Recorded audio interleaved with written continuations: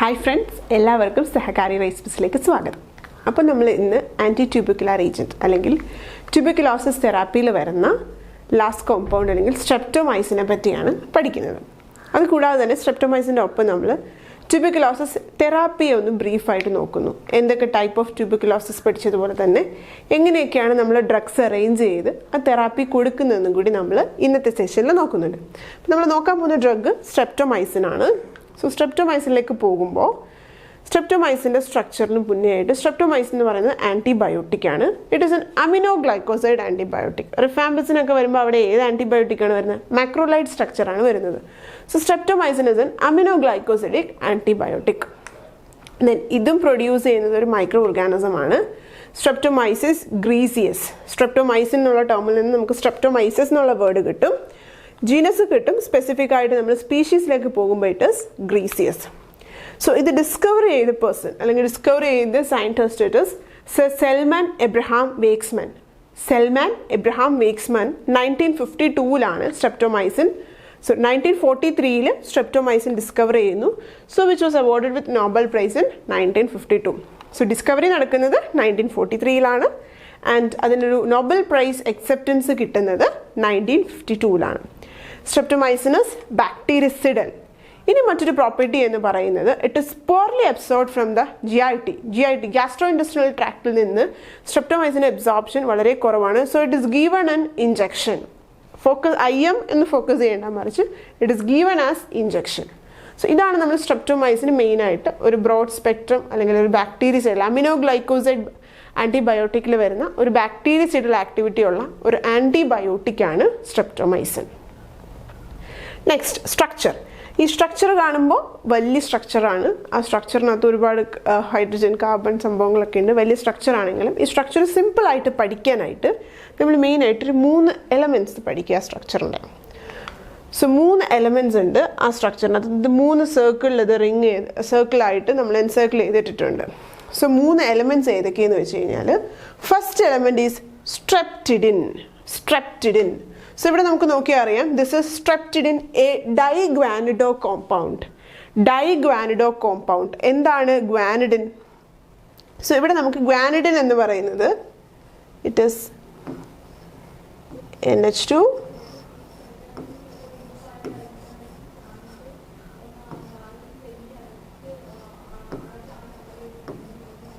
C double bond NH2. ഇതാണ് ഗ്വാനിഡിൻ എന്ന് പറയുന്നത്. സോ നമ്മൾ സ്ട്രെപ്റ്റിഡിൻ എടുത്തു കഴിഞ്ഞാൽ നമുക്കറിയാം ഇറ്റ് ഈസ് എ ഡൈഗ്വാനിഡോ കോമ്പൗണ്ട്. അപ്പുറത്തും ഇപ്പുറത്തും 2 ഗ്വാനിഡിൻ മോയിറ്റി അറ്റാച്ച് ചെയ്തിരിക്കുന്ന ഒരു 6 മെമ്പേർഡ് റിംഗ്, ഹൈഡ്രോക്സിൽ ഗ്രൂപ്പുള്ള അല്ലെങ്കിൽ OH ഗ്രൂപ്പുള്ള ഒരു 6 മെമ്പേർഡ് റിംഗ്. ബാക്കി എല്ലാ പൊസിഷനിലും OH ഗ്രൂപ്പുള്ള ഒരു 6 മെമ്പേർഡ് റിംഗ് ആണ് സ്ട്രെപ്റ്റിഡിൻ എന്ന് പറയുക. സോ സ്ട്രക്ചർ ഈസി ആയിട്ട് കിട്ടി. ഒരു 6 മെമ്പേർഡ് റിംഗ് നിയർ ആയിട്ടുള്ള ഓപ്പോസിറ്റ് ആയിട്ടുള്ള പൊസിഷനിൽ 1-3 പൊസിഷനിൽ നമുക്കൊരു 2 ഗ്വാനിഡിൻ ഗ്രൂപ്പ് അറ്റാച്ച് ചെയ്തിരിക്കുന്നു. ബാക്കി പൊസിഷനിൽ ഫുൾ ഹൈഡ്രോക്സിൽ ഗ്രൂപ്പുള്ള ഒരു 6 മെമ്പേർഡ് റിംഗ്. അതിൻ്റെ ആവശ്യമുള്ളൂ. സോ ആ സ്ട്രക്ചറാണ് എന്ത് സ്ട്രെപ്റ്റിഡിൻ എന്ന് പറയുന്നത്. സോ ആദ്യത്തെ പോർഷൻ കഴിഞ്ഞു. ഇനി നമ്മൾ സ്ട്രെപ്റ്റോസ് രണ്ടാമത്തെ പോർഷനിലേക്ക് പോവുകയാണ്. Streptose, glucose, fructose. So it is ആ ടേമിൽ നമുക്ക് മനസ്സിലാകും ഇറ്റ് ഈസ് എ ഷുഗർ. ഒരു ഷുഗർ ഗ്രൂപ്പാണ് സ്ട്രെപ്റ്റോസ് എന്ന് പറയുക. സ്ട്രെപ്റ്റോസ് L സീരീസിൽ വരുന്ന സ്ട്രെപ്റ്റോസ്.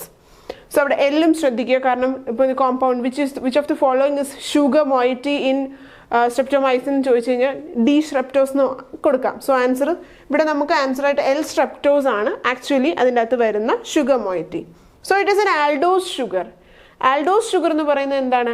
Aldehyde CHO, C double bond O H അല്ലെങ്കിൽ CHO എന്ന് നമ്മൾ ജനറലി പറയുന്ന ഇവിടെ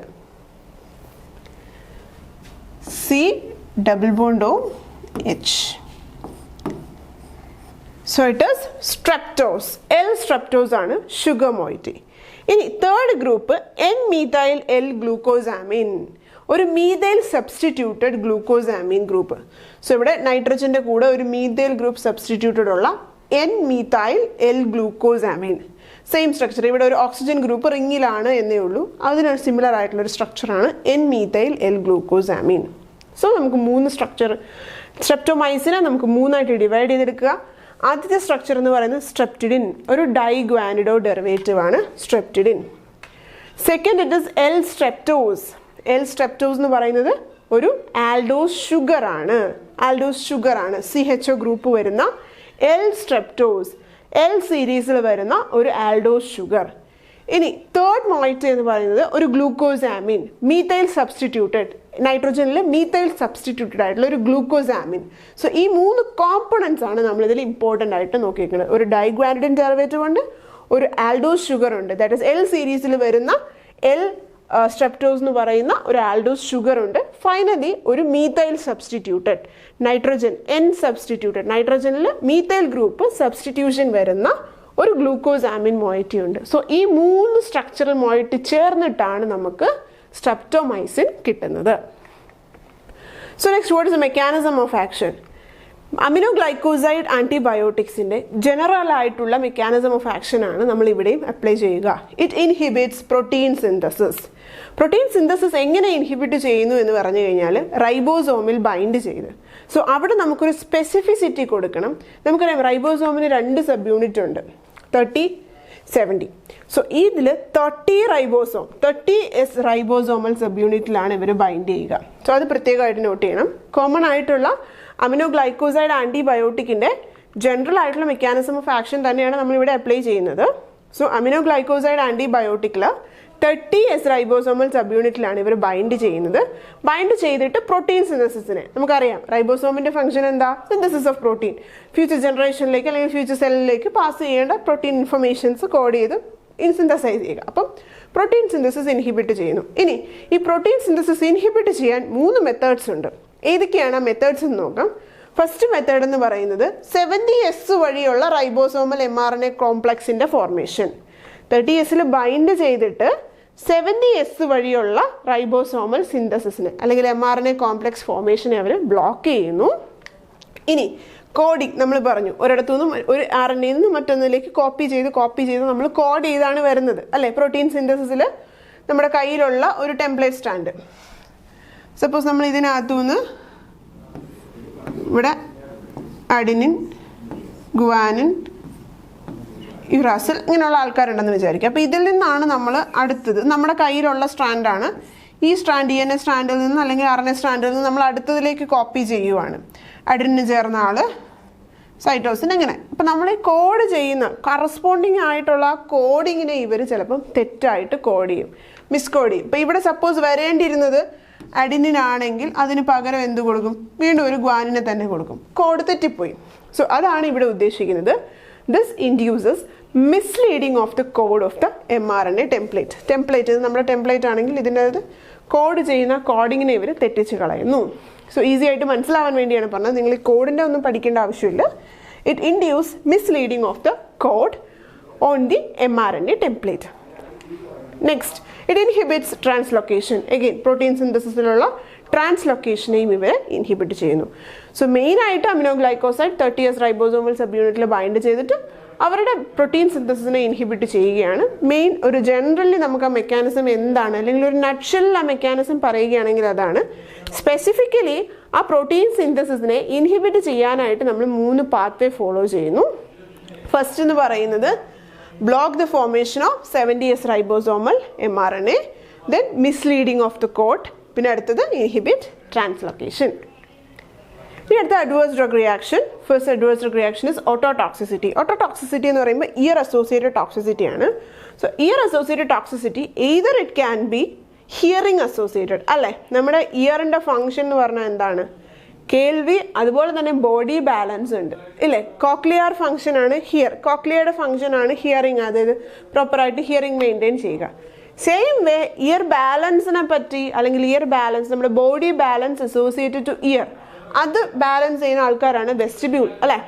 സോ മെയിൻലി അമിനോഗ്ലൈക്കോസൈഡ് ടോക്സിസിറ്റി എന്ന് പറയുന്നത് വെസ്റ്റിബുലാർ ടോക്സിസിറ്റിയാണ്, balance associated ടോക്സിസിറ്റിയാണ്.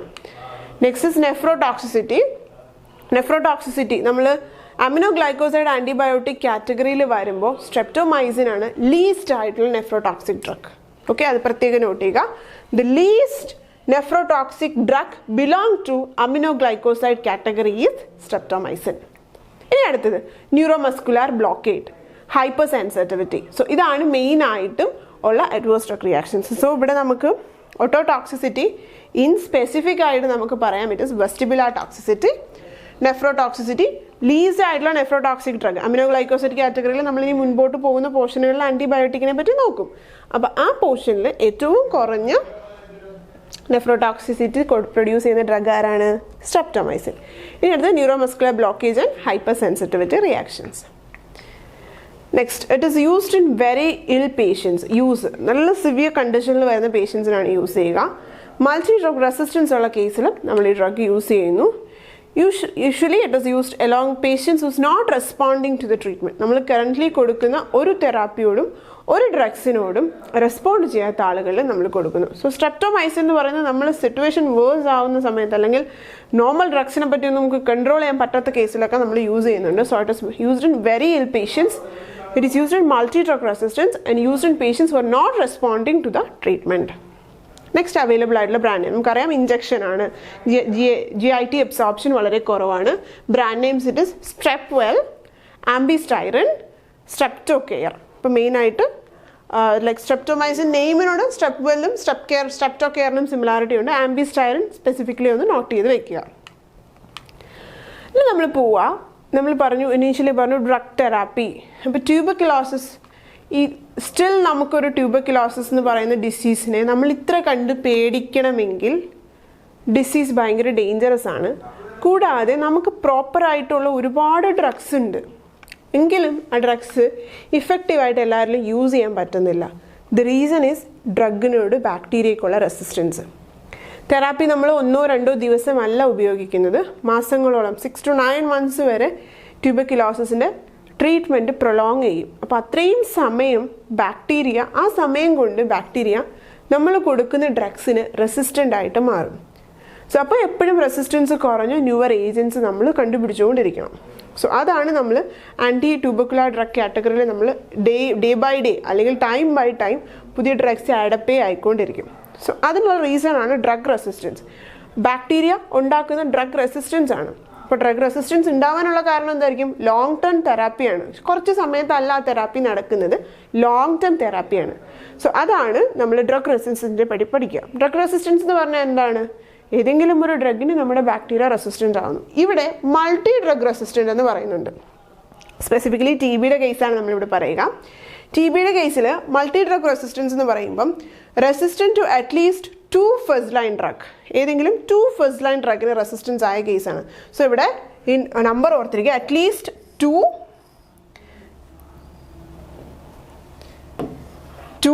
First line drugs. Example ഐസോനിയാസിഡോ റിഫാംപിസിൻ. ഇനി സെക്കൻഡ് കേസ് എന്ന് പറയുന്നത് extensive drug resistance, XDR and MDR.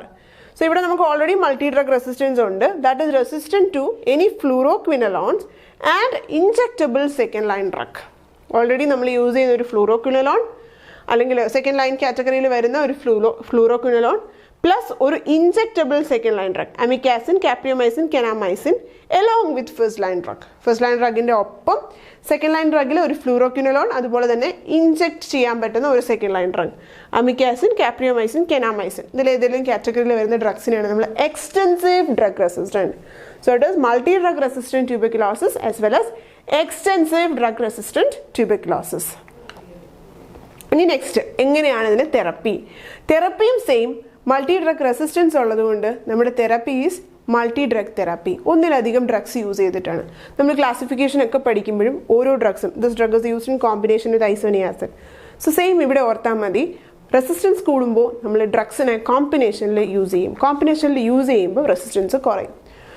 So multiple drugs at A time, അതാണ് ട്യൂബർക്കുലോസിസ് ട്രീറ്റ്മെൻറ്റിൻ്റെ സ്ട്രാറ്റജി. Drugs combined. എന്തിനു വേണ്ടിയിട്ടാണ് നമ്മൾ ഡ്രഗ്സിനെ കമ്പൈൻ ചെയ്യുന്നത് വെച്ച് കഴിഞ്ഞാൽ ഞാൻ ആദ്യം പറഞ്ഞ റീസൺ തന്നെയാണ്. റെസിസ്റ്റൻസ് കുറയ്ക്കാൻ. ഒന്നിലധികം ഡ്രഗ്സ് ചേർത്ത് വെക്കുമ്പോൾ റെസിസ്റ്റൻസ് കുറവായിരിക്കും.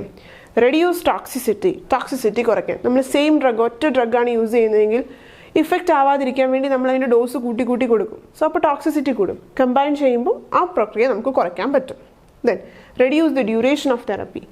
എനിഹൗ ട്യൂബർക്കുലോസിസ് തെറപ്പി ലോങ് ആണ്. സോ അതിൽ നിന്ന് നമുക്ക് കുറയ്ക്കാൻ പറ്റുന്ന ഡ്യൂറേഷൻ കുറയ്ക്കുക. അപ്പോൾ ഇത് 3 ഡ്രഗ്സ് കമ്പൈൻ ചെയ്യുന്നതിൻ്റെ മെയിൻ ഉദ്ദേശങ്ങൾ.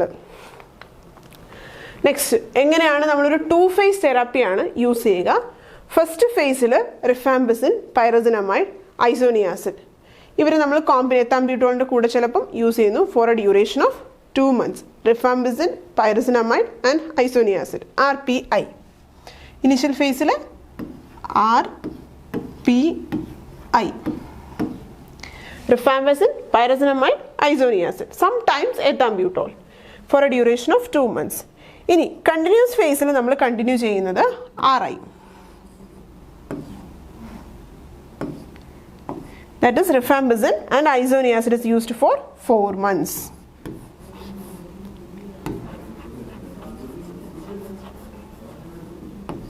ഇവിടെ 4 months ആണ്, ഇവിടെ ഡ്യൂറേഷൻ ഇസ് 2 months.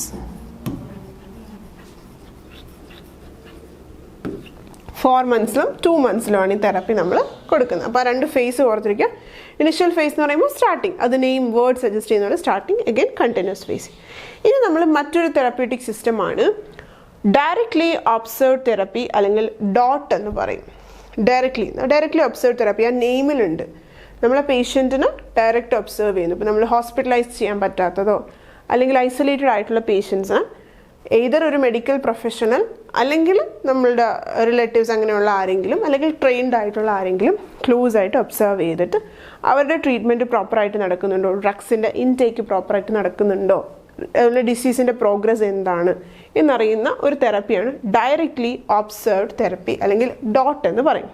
സോ ഈ ഡോട്ട് ആക്ച്വലി ലോഞ്ച് ചെയ്യുന്നത് 1997 സോ ഇനിഷ്യലി ഡോട്ടിൻ്റെ ലോഞ്ചിങ്ങിന് മുന്നേ ആയിട്ട് അവരൊരു ചെക്ക് വെദർ സ്റ്റഡി എഫക്റ്റീവ് ആണോ അല്ലെങ്കിൽ ഇങ്ങനെ ഒരു തെറപ്പി യൂസ്ഫുൾ ആണോ എന്നുള്ളൊരു സ്റ്റഡി നടത്തിയിരുന്നു. Duration of that pilot testing was from 1993 to 1996.